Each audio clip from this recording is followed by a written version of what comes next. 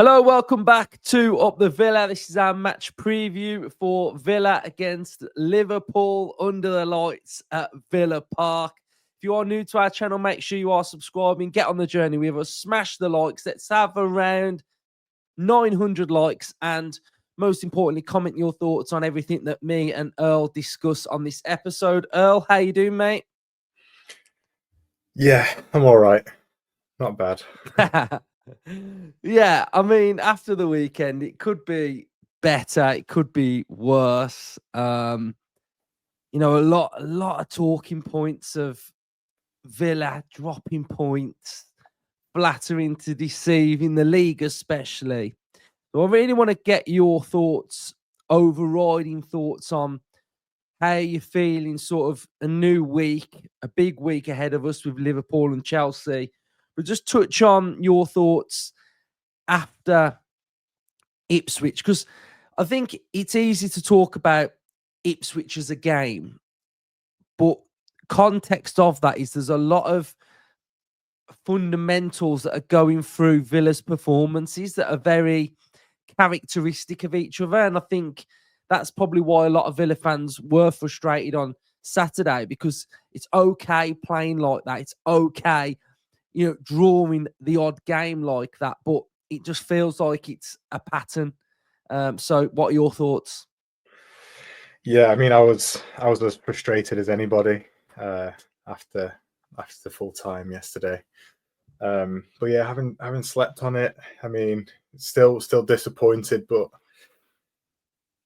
I thought we played all right. All right. I think it comes down to maybe a bit of complacency, lapse in concentration for that one goal. And yeah, just not keeping any clean sheets. It's kind of the same old kind of story for this season so far. And when you're not keeping clean sheets, it puts a lot of pressure on your attackers to score goals. You have to score more than one goal at least to win if you're not keeping a clean sheet. So from an attacking point of view, we probably should have scored at least 2 goals in that game. But yeah, like I say, it's we have to be keeping a clean sheet and winning that game, in my opinion. Yeah, I think I don't disrespect any opponent. I always say you've got to earn the right to win every game, but the pattern emerging from Villa at the minute is, and when I think of us, and whether you think Villa are slow, whether you think we're ponderous of knocking it round, that is our general build-up shape. It's not going to go away. But the amount of chances that we're having in games, it's hard, isn't it? Because I look at Watkins and I think he had that chance and he probably should have scored it. And then instinctive, he puts one away. Again, you're thinking, better caliber of players. You're thinking, is that the answer? Because if you're thinking the players that we got can't finish, then we've got someone like Asensio that comes on. He also has a gilt-edged chance in the box. So you're thinking, what is it? Because Asensio has a chance. I expect him to bag it, and he doesn't. So, what do you think? It's just we're not ruthless enough, or do you think we're just not getting a clean enough finish on the ball? Because when I look at Rashford, to me, everything he hits is so clean. That shot he had, he's putting crosses in. It's got whip on it. His free kick, he's got pace. It's got technique. So, what do you think it is? Yeah, well, it's a bit of both, in my opinion. It's a bit of bad luck, good performance from their goalkeeper, but yeah, finishing does have to be a bit better. But again, so I've gone through this whole same thought process as you, but it's led me back to the defense again. You have to keep a clean sheet in that game for me. There's going to be games where you underperform your XG and you don't finish the chances that you should. Maybe that's happening a bit too often for us this season.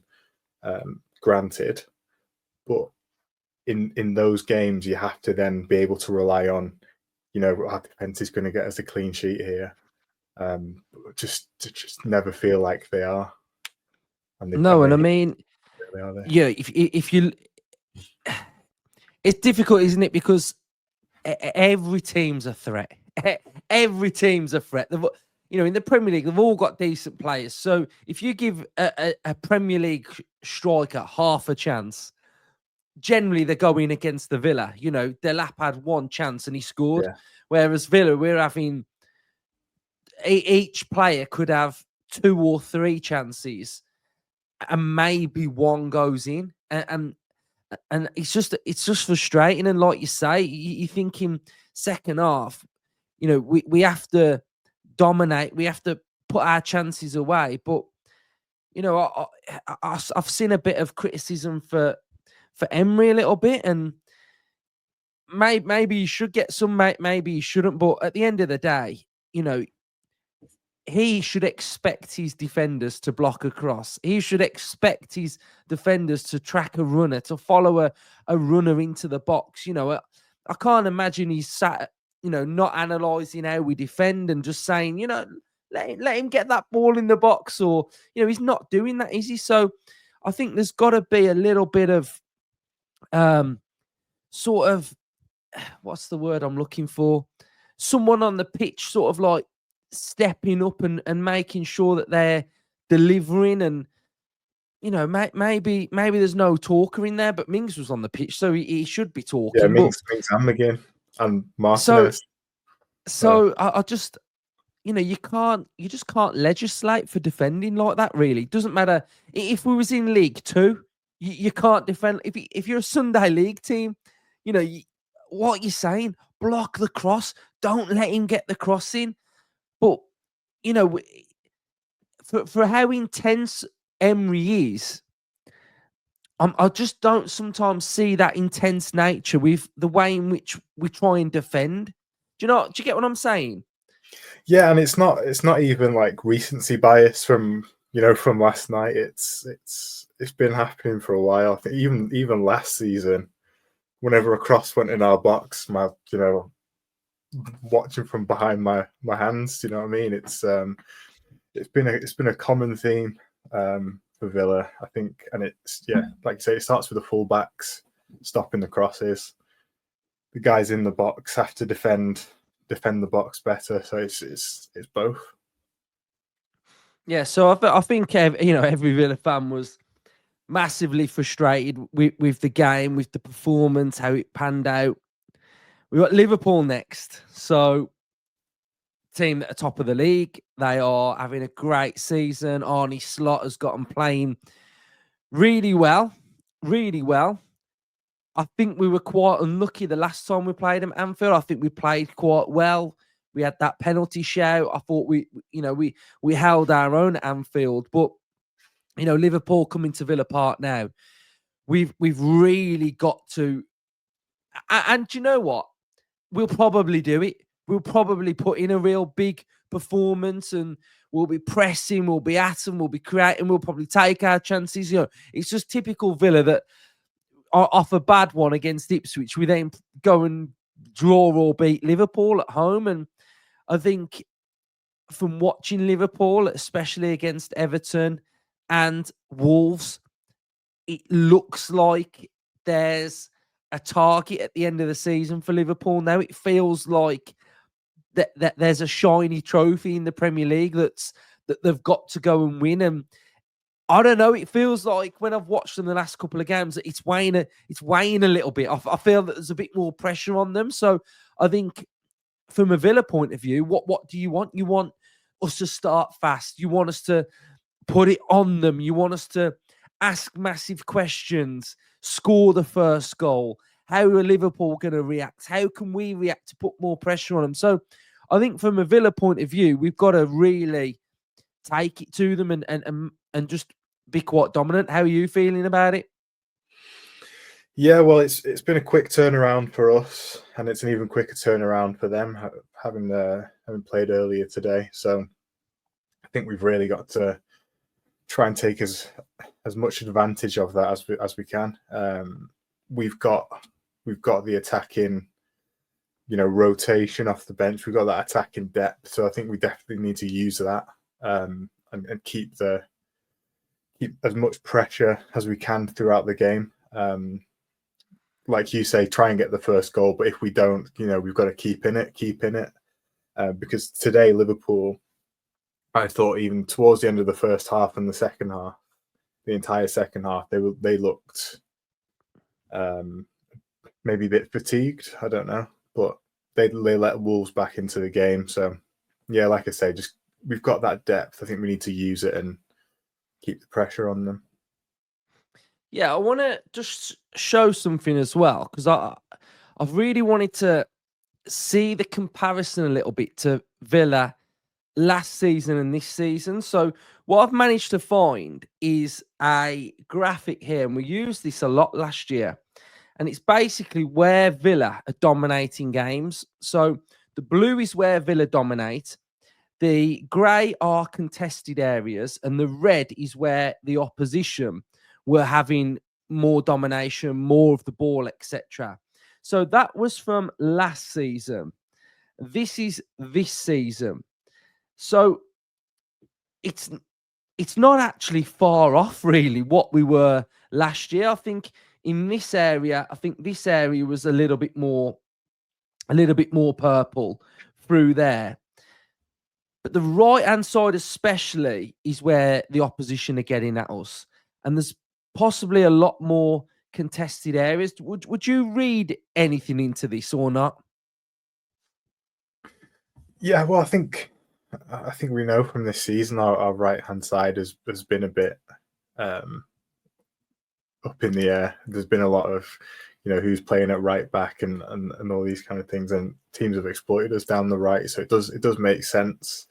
Then that kind of brings us on to Garcia a little bit, who I thought was quite good against Ipswich, and he's been quite good and settled in quite quickly since he's come in. So there's Assi come in as well. I thought he was okay. So the right hand side has changed quite a lot throughout compared to what we've seen through this season and what we've got available now. So I don't know how relevant that graphic is in terms of the right hand side now.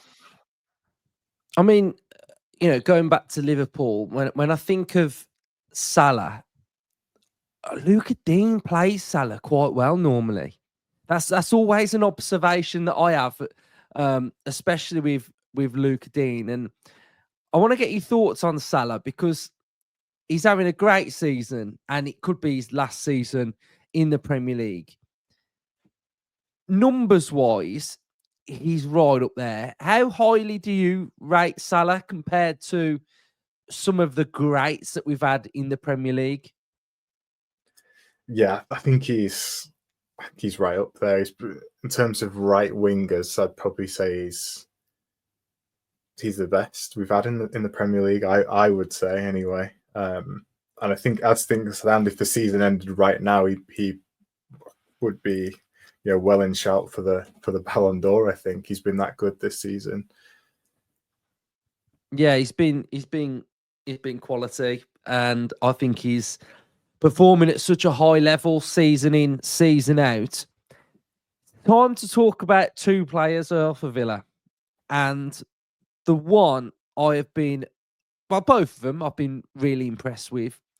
We're going to touch on Rashford first, because there's been a lot of talk about Rashford, and I want to get your thoughts, and we'll do the predicted lineup tomorrow, and we'll pick whether he plays or not. But I want to just touch on his performance against Ipswich off the bench. He played 45 minutes. He got 8 crosses in, 8 touches in the opposition penalty box. He won 7 duels. He created 4 chances. He had 4 shots, 3 successful take-ons, 3 tackles. He hit the woodwork once. How impressed have you been with him? And is it now time that he has to start games for Villa? Yeah, I think he'd definitely be in line to start this game for me. I think he's looked bright when he's come in, and the big one for me is the the 7 duels won. I think it was out of 9, was it? Something like that. But yeah, seven duels won, and that's, all the criticism that he gets is about, his effort and all this kind of thing. And he's coming in, he's on a high, he's got the move to Villa, he's got a chip on his shoulder and something to prove. So we know the attacking talent he's got, that speaks for itself. But yeah, the seven duels won really impressed me, and that's in a half as well, isn't it? Or however many minutes he had. And against Liverpool, that's going to be very important. We're talking about stopping crosses into the box. Well, Liverpool have got two probably the best crossing fullbacks in the Premier League with Trent Alexander-Arnold, who will be on that side. So whoever is playing on the wings for us against Liverpool is going to have to be on it defensively and winning their duels as well. So yeah, if Rashford can keep that up again against Liverpool, being a Manchester lad as well, I'm sure he'll want to get one over on Liverpool as well. So yeah, for me, I'd absolutely give him the start, I think. He's dribbling, his nutmeg the other day. It was class. And if he starts on the left, he'll be up against Trent as well. So can he isolate Trent? Can he get in behind? Can he, Trent, he's wonderful with the ball at his feet, but defensively, he's not great at all, is he? So, if Rashford can really exploit that area, I think that's one area where I think we can really, I think where I'm getting to now is that we need players now that are going to deliver, and we need players that are going to get accurate crosses in, be a threat all game.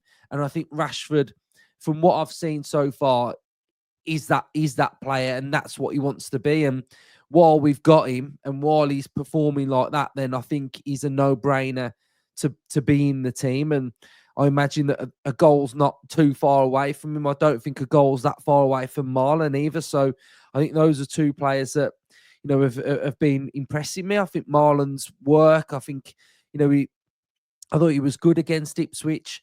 But then I think that another player that, needs massive credit is Garcia, because we've had our woes at right back. We've had a Nedeljkovic that Emery's not sort of fancied. We've had Bogard there that Emery's not really liked there. And I really see, although it's early, I'm seeing signs of a good player there. He's got a good stature. He gets forward. His touch is good. He's good under pressure. His passing range is good. He wants to be a threat. He's quick. Cuts inside. Whether Emery likes that or not, he cuts inside. And if you look at his highlight reels, he can hit them. So I've been really impressed with him, and I just hope we stick with him. I hope we don't, cash his back. I hope we don't just do what we've done, really. Especially with some of these youngsters that we've been playing, like a Nedeljkovic, and we just, ease them out and don't play him. I've been thoroughly impressed with him, and I'm really rooting for him. What are you making of him? Yeah, I'm a big fan as well. I don't think he's looked out of place at all. Any player coming to the Premier League, you expect them to have, that settling in period. And yeah, like I say, I think he's just fit right in. A lot of people talking about the step up from La Liga 2, second division in Spain, up to the Premier League. Well, I feel like he's just taken to it like a duck to water. And yeah, hopefully he gets even better. Like you say, he can score a goal as well. So I don't mind him taking a shot. Yeah, I'll say that because Emery all season. Yeah, Emery was fuming with him at one point for taking a shot. But I think this is something that I thought was good. He won 5 out of his 10 duels, which is, I always feel like for a fullback, it's difficult to get really high numbers because you're coming up against the tricky wingers that, so I thought he did okay there. I thought his passing accuracy 97%. He's good there. So I just thought he had a solid game for Villa, and I just want to see him getting better and better, really. So going into this game then, how do you feel like it's going to pan out? Is it going to be Villa with decent spells, then Liverpool? Is it going to be end to end? How do you feel like this game's going to go? Because I watched them against Wolves, and it was Wolves were pretty dominant in that second half, especially. So that quick turnaround of games for them, can we really step on them? Do you think? Yeah, I mean, I'd like to hope so. How they play, it's similar to what we try and do. Really, they want to come and have control of the game. But I think, they'll be coming to Villa Park with respect for us. I think, how we've been undefeated at home in however many games, so they'll recognise it's a tough fixture. I think. But yeah, I'm expecting spells from both teams.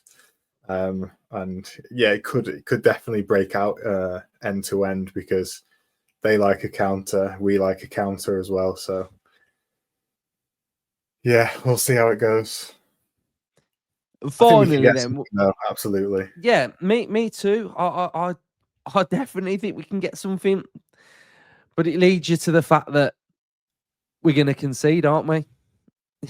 So we're going to have to score, and we're going to have to score more than one to probably win the game. How do you think Emery's feeling right now? I hope he's like just forgotten about yesterday, just on to the next one. I think that's what I would try and do. As hard as it is, maybe just you got it's a quick turnaround, like you say. You got to move on and think about the next game. We've got big games coming up, so you just got to take them as they come. We've got to get something from Liverpool now. We've got Chelsea next. We've got Bournemouth still to play. All these teams who are above us in the table, we've still got them all to play. So they're all six pointers. So yeah, you've just got to forget about however disappointed you were about the last game. I think take the positives, learn from the one mistake, really, wasn't it? And yeah, just focus on this game. Right, so we'll see how the game pans out. We'll be back tomorrow with the predicted lineup as well. Cheers, Earl, for coming on. Up the Villa. Up the Villa.